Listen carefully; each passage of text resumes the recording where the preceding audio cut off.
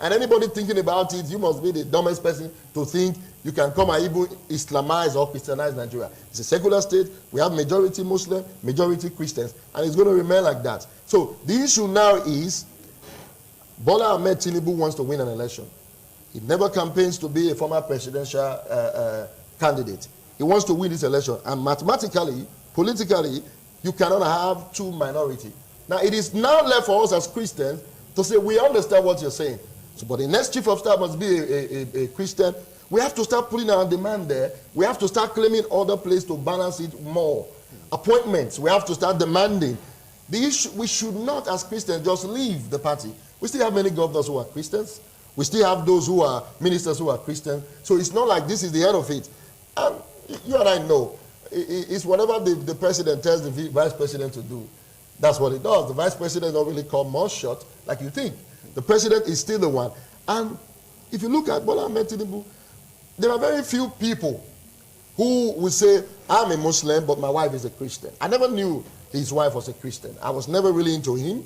I never knew that. But I do remember one of my staff in America who he was telling me that the wife is a Christ pastor, even in Redeem. I argued with him until he put the wife on the phone. Because I couldn't believe me as a pastor, my wife will be a Christian. I'm not going to force her. Be a Muslim. Be a Muslim. I may not force her, but I'm quite sure by now she will be going, becoming a Christian. So if this man allow his children, his wife, to be Christians, it means his tolerance when it comes to religion is not harsh. So we'll give that to him at first. But like I said, it took a while for me to get there. And now that I understand, I'm saying to the Christians, let's not just run away. What if he wins? Now, there's no Christian in the cabinet. It becomes exactly what you think they want to do, but that's not what they want to do. It's now for us to come in. I'm telling Khan is not supposed to campaign for anybody. I'm saying leave it neutral. Those of us who have decided to come to APC, we know why we're here. You said there's Muslim ticket. We're coming to pull the balance. Let the election be won, and we start placing our demands. So that would be my suggestion to my fellow believers out there. Over to you now. Well, you heard him. He's been able to throw more light on the reason why he was convinced, because I asked you the same question about the wicked factor. I'm actually the question at you, talking about the Muslim ticket. What have you say about this? Taking a look at both parties. Yes, I will take you this, my dear. Yes. First is that I do not believe in this story of religion making a definition of who rules us. I do not believe in what tribe rules us. I do not believe in those things. Those things are primordial and they are retrogressive. This is from a neutral perspective. I believe that every tribe, every religion have the capacity, those who have capacity to rule. Many a time, what we find in our country is that when people had under the umbrella of religion and tribal definition, they are most often almost the worst. I give you this. I won't mention names because of the nature of where I'm sitting. Yes.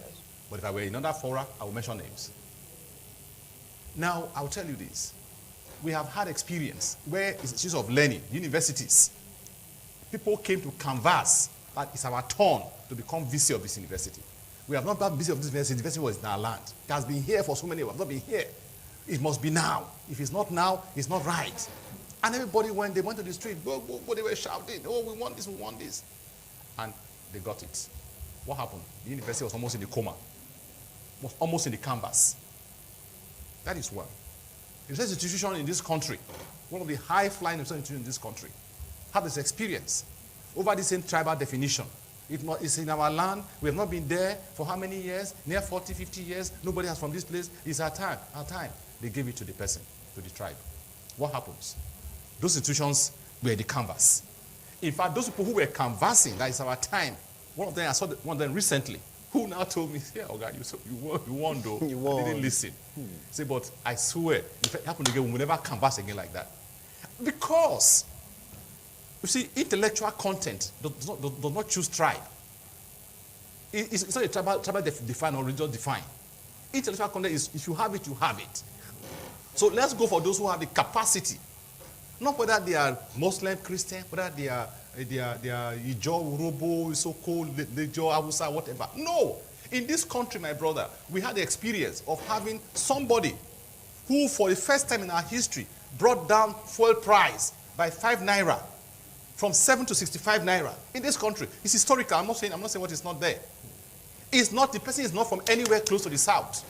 The southern persons have been there. How much have we had the impact?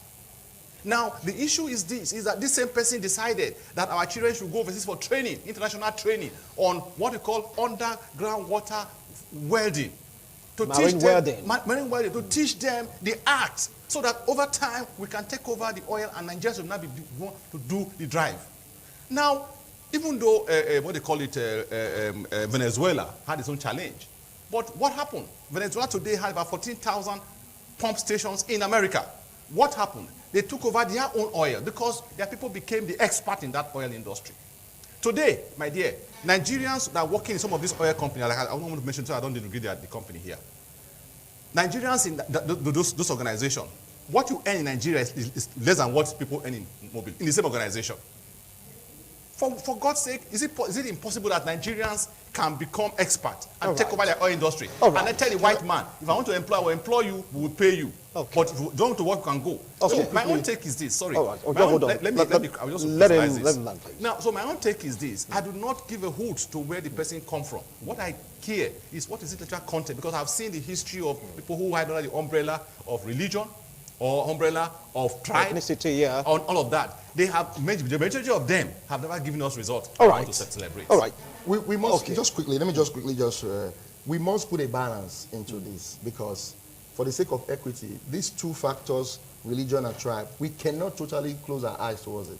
If we do, there's going to be more problem than you think, because these are the two things that drive our political discourse, tribe and religion.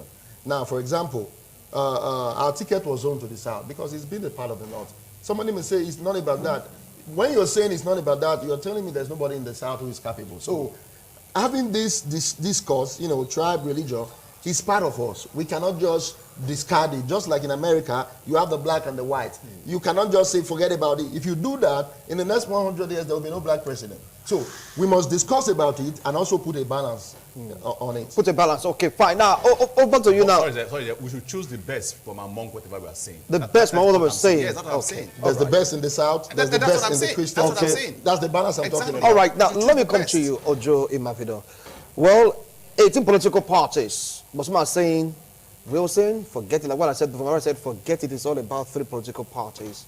They have their strong points.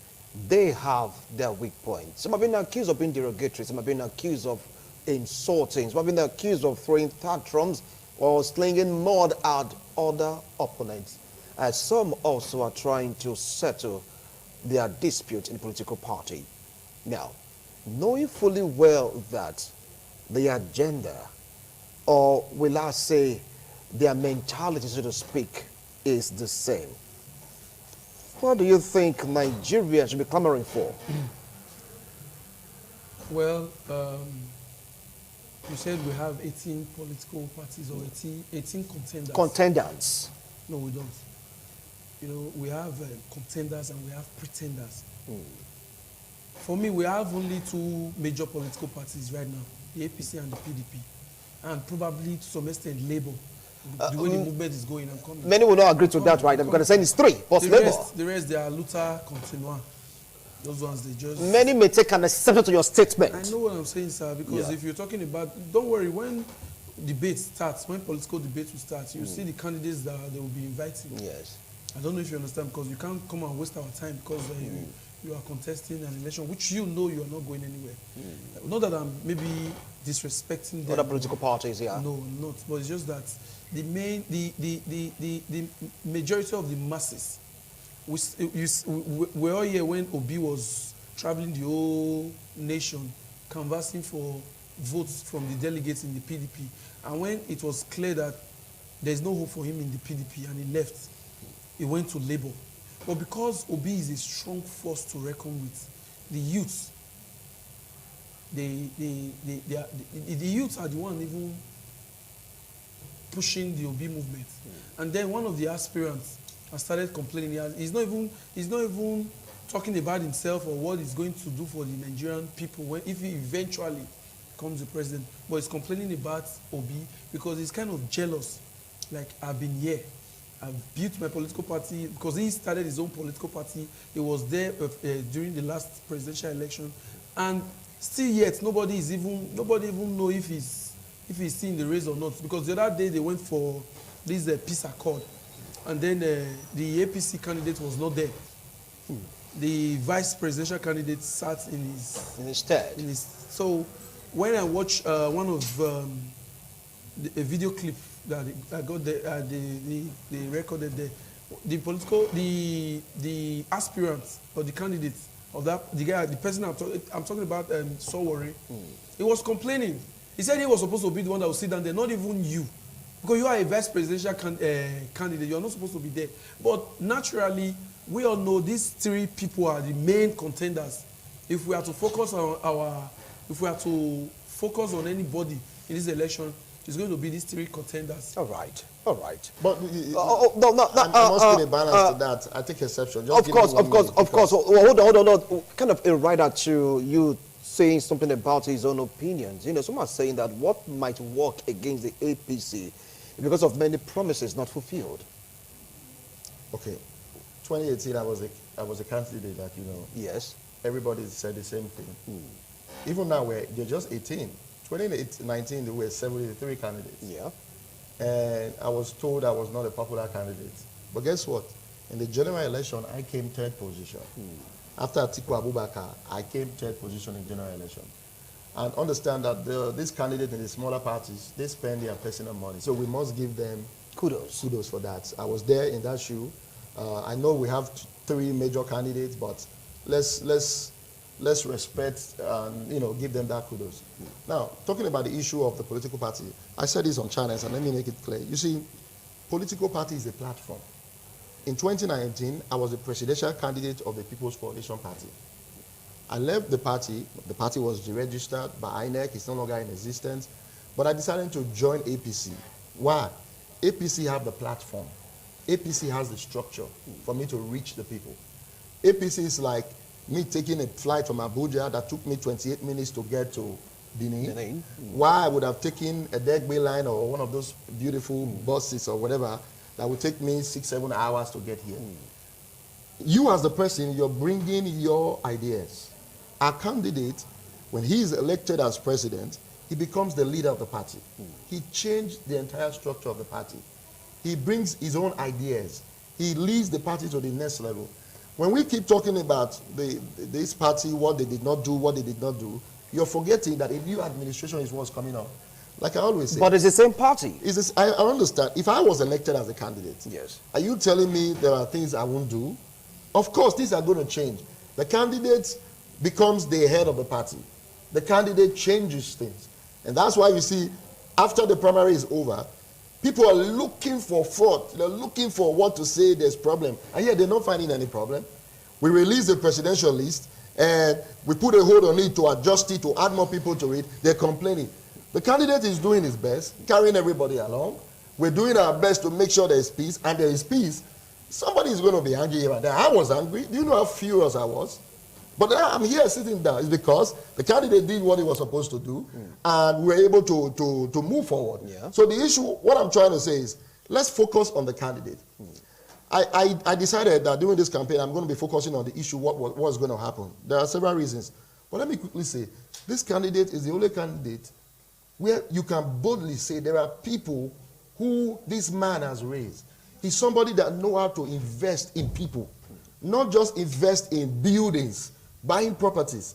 You can count ministers, you can count businessmen, you can count governors, you can count senators, you can name it every now and then. And one of the reasons I'm here talking about him is because some of these people sat me down, began to give me resume. Some of them told me how this man has invested into them. Some of them told me all the sacrifice he made. You can count them. How many of these of our other candidates can say, this person is a governor today because I helped him? When he was elected as a governor, I watched a video clip. Like I said, I was never really into him. I watched a video clip where people were running to his mother asking for WAEC. He decided that year that he was going to pay all the students. He declared and paid all the students WAEC. How many governors can say they have done that?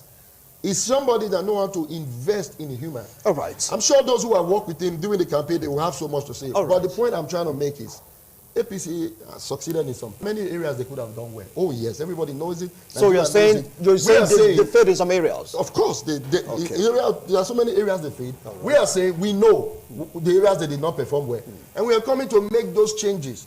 And the areas they did well, we are coming to improve. Let's focus on the candidate and not just the platform, because the platform is where you used to get there. All right. You make changes, and that's what we are seeing now. Okay. We are making the changes. All right, over now to you. I wanted to react. Hold on. Okay, go ahead, react to what he just said. Yes. Like my guy said, he said they are making the changes. Changes from where? 2015 was change. You want to change the change now? Now, if we are talking about, we should concentrate on the candidates. One of the major reasons why a lot of people don't even want to listen to you talking about the PDP, because they'll tell you, you guys have been there for 16 years. You were there for 16 years, and you did nothing. The truth is, whether it's the APC or is the president who's in charge of the party and Nigeria, they really failed Nigeria.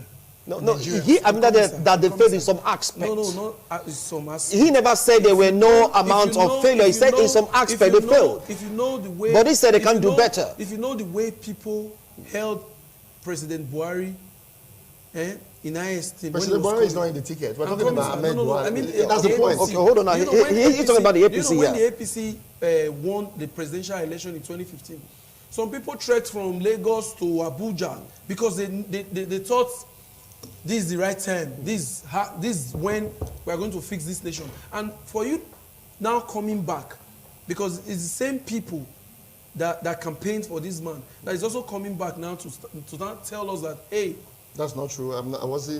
It's different faces. That's the point. No, not you, sir. What I'm saying is different faces in this election.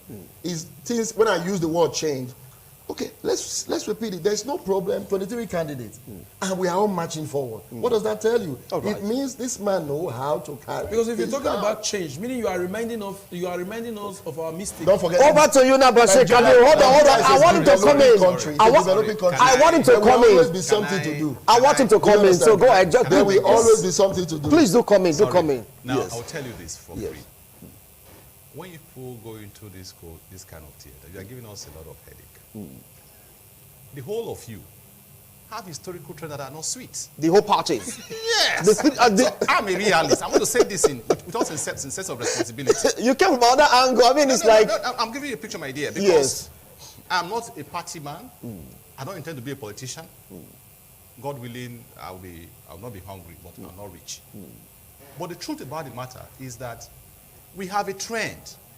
All of these guys today contesting these three so-called three mega. Because for me, they are 18. That's what I said earlier. Yes. I will tell you this. They all have history. What we need to do, today I was talking some today. Maybe I was thinking of contest.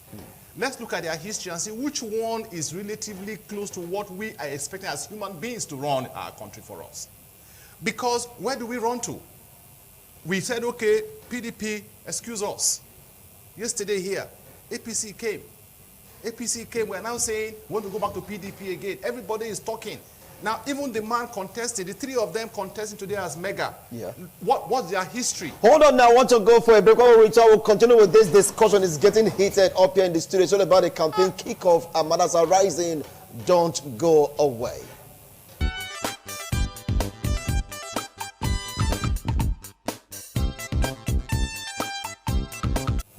Thank you so much for staying tuned. If you just joined us, this is TMI, and is the Sunday's edition. We're taking a look at the campaign kickoff and matters arise. It is like no holds barred, so to speak. We went to the APC, the PDP, the Labour. We have three strong discussants right here with me in the studio, speaking their minds and their opinion, why they choose to stand where they stand, why they choose to belong and support a particular candidate. You just name it. It's all about Nigeria and the forthcoming general election. I have Dr. Nicholas Felix, APC former presidential aspirant and Deputy National Youth Coordinator of APC Presidential Campaign Council.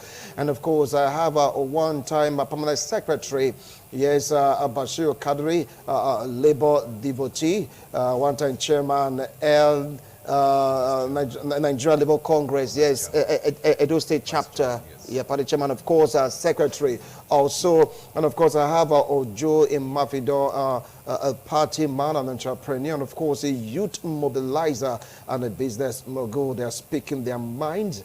And of course, what they feel about the political campaign kickoff and matters arise. We're with you. So it's time for you to portray your point. You were saying that they are almost alike. Take it up from there. Now, I tell you this. You see, when we want to talk about the party, Yes. parties, then the story cannot be far from each other. PDP 1999, 2014, 2015 it was over. APC 2015, now 2023 will be over. So we have had a clear picture of this. That is two. The second, the man who is currently now in Labour Party was a PDP classical referred until recently. No, he used to be in ABGA, from there to PDP. No, I'm coming. Okay. It was a PDP classical. This is what classical, because he rose to become the vice presidential aspirant of PDP. That is not. It's an uncommon feat. It's not a talakawa business in the party to make a VPship, and he ran at that level. Don't forget that when he ran at that level, he also came into the space before a few months ago he crossed over to Labour Party. Now, if you ask me, show me your friends, I'll tell you who you are. Am I communicating, sir? Now, he has also his strength in the PDP. He was ABGA, he migrated from ABGA to PDP, and today he's now Labour Party a few months ago. Fantastic. The privilege or grace he has, people are following him like in drones. Especially the younger generation, whose concept about leadership is a man who was never in presidency, who we never saw before. Let us give it to him. But I've also people, I said, we are following anybody, please don't follow him sheepishly. Also analyze who the person is as you progress with him. The same way I will tell other political party people. In party politics, it is who scheme proper that makes the difference. But in Nigerian political arrangement, it is who has the capacity that Nigerians should give their attention to. Now, the point I'm making is this. All of them have had their own court in this business. What I'm only saying here, which I think is important we must take into consideration, is that as Nigerians are going to the polls to choose, they should choose. Today I met something to somebody, he told me, no, history cannot be taken as a reference. I still hold my ground idea that history is a fundamental reference. All right. If all of us take our history analysis, we can now know which of the historical trends, which of us have the capacity to overcome those challenges in its history, to be able to come and stand the people. Because today, as we talk today in Nigeria, I am not too sure that Nigerians, if you ask them in their deep of hearts to say PDP, APC, and the other man, they will tell you, wait a minute, let me think first. And people always tell me that if you hate a man, be careful how you pursue him.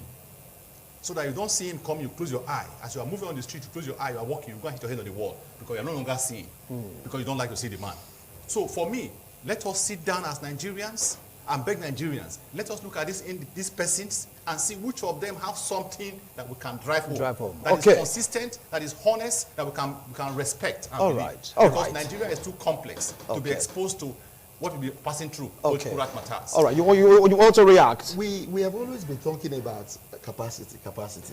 I must tell you, as a former candidate who has run a presidential election, and somebody who have seen a little of what is going on, it is beyond capacity.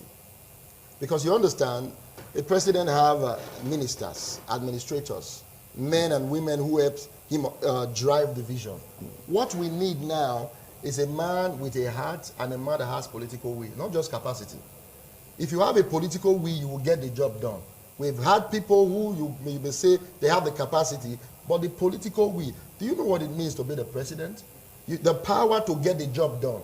You need somebody who is bold, that can take some steps, that can make some decisions without looking at anybody's face. That's what we need right now. And that's the candidate we have. We need a bold man. We have been talking about capacity. In capacity, what are you talking about? Are you talking about the capacity in degrees? Are you talking about capacity in age or capacity in finances or finance campaign? We need a man that is bold. that will dare to put his foot on the ground and say, this is what I need done, and it will be done, without looking at the face of anybody left or right. That's what we need now to lead this country. Sorry, Missy, let me put what I said in perspective, okay. capacity. All right. So we don't want to move from the context. When we say capacity, yes, we don't say capacity in the sense of academics. We are saying that, you see, three things makes a leader. He has the courage. Yeah. He has the knowledge, and he has the wisdom.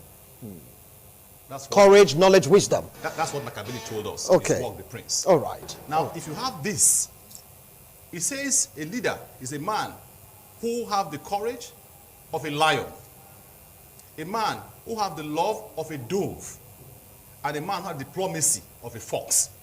That's what he said. And if these three things are harmonized, the person becomes clear. That means it becomes the person who organizes human being to get results. Okay. Somebody who has a direction to go to. That's why I say capacity. All right. It's not about it. If it's school, PhD holders, some of them are they too strong? Okay. Professors, are they too strong when it comes to public discourse? I mean, a public drive? But when they are in their class, they are the best. You can teach. Okay. A friend of mine said, Wilson, we have 18 candidates, but we have 3 major candidates. Of these 3 major candidates, he used the derogatory, but I wouldn't want to use it. It starts with the letter T. The right end with the letter F. You see, these are the 3 T's we have, according to him. Pick on the lesser T. Don't ask what T, whatever is. Do the math yourself. I mean, having said all this, is this the mentality of Nigerians, or he's just being hyperactive? Ojo Mafido. Let me come in here. Yes. If we're talking about capacity, I guess we should be talking about the PDP presidential candidate. I guess the media has not been fair to that man. The media has not been fair to that man? Yes, because all of you are saying that the media has not been fair to all your candidates. That's what they've been saying. Sir, I'm coming. Yes. Alhaji Atiku Abubakar, if we're talking about the highest employer of labor in Nigeria, it should be the second. He has about 50,000 workers. So we're not talking about someone that has built strong men. Like what my Oga said just now, that their presidential candidate he has a lot of people, he had made governors and all that. But Alhaji Atiku Abubakar, if we're talking about the people he has employed in his private business, business, he has about 50,000 workers. Alhaji Atiku Abubakar was... Do you have proof of that? Of course. He's the second. Can you please show it to me? He's the second employer. Well, since you cannot prove it, let's leave it at that. He was in charge of economic team during the Obasanjo government, and we saw what happened. It was during his time, during the time of the PDP, that we had our debt relief. Before 1999, we have about 30 billion external loans, and before they left office, before the PDP, when Jonathan was leaving office, we have about 10 billion. Yes, about $10 billion dollars external loans, which about now, and right now we have about 81 billion or so. So if we are talking about... Are you sure of the statistics, Ojo? If you are close to a computer, there you can check. All right, go ahead. If we're talking about capacity, it's when our presidential candidate, when he was in charge of the economic team, that foreign investors, which now brought our telecommunication revolution, where we now have different... We know how... All right. You also know that, because right now, thank God you said I'm close to a system, I'm close to a computer, I can verify. Don't forget, if you go down memory lane, he doesn't really have this rapport with Mr. President then. The way they have their own... Yes, and of course, the president then said he was the one that pushed for the Paris Relief Fund, that, how would I put it now, almost reduce our debt profile to near zero. That's what the president is saying. Even the president then is not supporting your candidate now. They had their own... And if you take a look at the APC presidential candidate, they say he was the one that brought in this president. It was the one that gave him all the backing. And right now we are where we are. Nigerians are not even satisfied with both of them. If you come to the Labour Party, they are saying that this man from APGA to PDP and of course to Labour, that they are all the same. They have the same antecedents. And if you go check Anambra State record, while this man was in APGA as a governor, many of them said most of the things there, some of them, yes, refer to him, is nothing to write home about. So tell me, how can Nigerians believe in any of these candidates? Let's start from you. Now, you see, I want to go back again to the issue of boldness, because we have been hammering on capacity. Understand, the president does not run the country alone. Yes. Every president, the best gift you can have is to have capable hands, people with mind, visions, to help you run the affairs of the country. But what I've seen that we need in this country is a bold man, because these presidents, these governors have too many people to please. You need somebody who will damn the consequence and do what is right. The other day, a young lady was killed. I think it was in Sokoto. I forgot her name. Deborah was killed. And people were tweeting against it. And the PDP candidate, he said somebody condemned it. Immediately there was chaos. People were condemning him. He took the tweet down. No, a bold man will stand his ground. This is wrong. This is wrong. It doesn't matter what somebody else will say. This is what I believe. Just the same way I'm convinced he's supporting my candidate. And people say, oh, they will crucify you. I stand my ground. This is what I think is right. And this is what we should do. That's what we need right now in Nigeria. A man with a good heart and with boldness. If you're not bold, these guys will chicken you out of office, because there are so many people out there who want their personal interest. We need a bold man in office. We no longer need people who want to make everybody happy when it's time to make the right decisions. That's what we need, and that's the person of what I meant. All right, bold man. All right, that's what we need right now. Thank you. Things are going on in this country. Thank you, gentlemen. Thank you, gentlemen. Our time is up. Take a look at the time. Our time is up. So you're going to use 30 seconds each to conclude your statement. I want to start off with Ojo Mafido for a reason. You come last, sir. Okay. Yeah, go ahead. Your 30 seconds starts now. So what advice do you have for Nigerians? Because I allowed you guys to just go all your way, bringing out issues, how Nigerians are really feeling about the three major political parties. Let's start off with you, Ojo. Well, what I would tell Nigerians is that where we are today, a lot of Nigerians are even clamoring or praying that Adibin can go back to 2015 when a bag of rice was about 8,500. When a liter of fuel was about, I guess, 98 naira or so before Jonathan left office.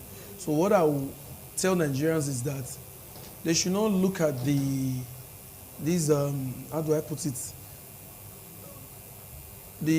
I'm sorry, but what I will beg Nigerians is that they should give the PDP another chance. Okay. They've learned their lessons and they've apologized. All right. Thank you. Has apologized to Nigerians. So we've learned our lessons. Thank you. You're speaking like a party man. PDP, let's see if Nigerians really listen to that. Depends on Nigerians. So back to you now, Nick. As a Christian, as a believer, when people apologize, you accept the apology. Doesn't mean I'm coming back to your house. We've accepted the apology, but we are moving on. We are moving on with our life. Nobody is trying to go back to 2015, so we are making progress. All right. What I would say to fellow Nigerians, especially to the people of Edo State, is that this is the best time for us to get it right. Some of us at the federal level are already fighting for our beloved state. I'm very concerned about our Benin-Abuja road. That road is very deadly. I'm surprised that our governor, this is beyond party now, I don't care what party you belong to, House of Rep members, senators, they have not gone to Abuja to stay there and say, we're not going to eat until you come and fix our road. That road is deadly, that road is bad. So I'm telling them, this is what we're already fighting. Election is over, we're already putting it down that this road must be fixed. All right. In those states, we have it right, and we must vote the right persons. And this is the right time to do it and get the job done. Thank you so much. Bashir, sir. My take is that if we have to look at everybody's history, I have said this over and over again. Yes. There is no way these three candidates will find their way. But there must be an election. Somebody must win the election. And somebody must become Nigerian president. All I want to say is that whoever is going to win this election should remember that they owe us the responsibility of driving our country to a better way. Because the future is very clear. All of them, I use the word all of them. If you go to their history, they'll be wahala. Thank you. Thank you. Thank you so much. You've heard them. They spoke their mind. I'll let them go a little bit to tell us the way they feel about some candidates, and you get to hear the disparity in their opinions and views. At some point, they were like saying the same thing, but in some other aspects in course of the discussion, they were like, miles apart. But Nigerians, we have choices placed before us. Choose the right choice so that Nigeria will be steered in the right direction. No matter who you want to choose, if it's your conviction, if you're convinced, go ahead. But mind you, the next 4 years is in your hands. It's in your hands. You have your PVC. It's in your hands. The choice rightly is yours. Dr. Nick, I appreciate your comment. Thank you for having me. Good to be here. All right. Bashir Kadri, thank you so much for coming. And of course, Ojo, thank you so much for coming. Their comment is theirs. It has nothing to do with ITV, but it is the best possible. It follows on regulations governing the airwaves. See you around. Bye for now.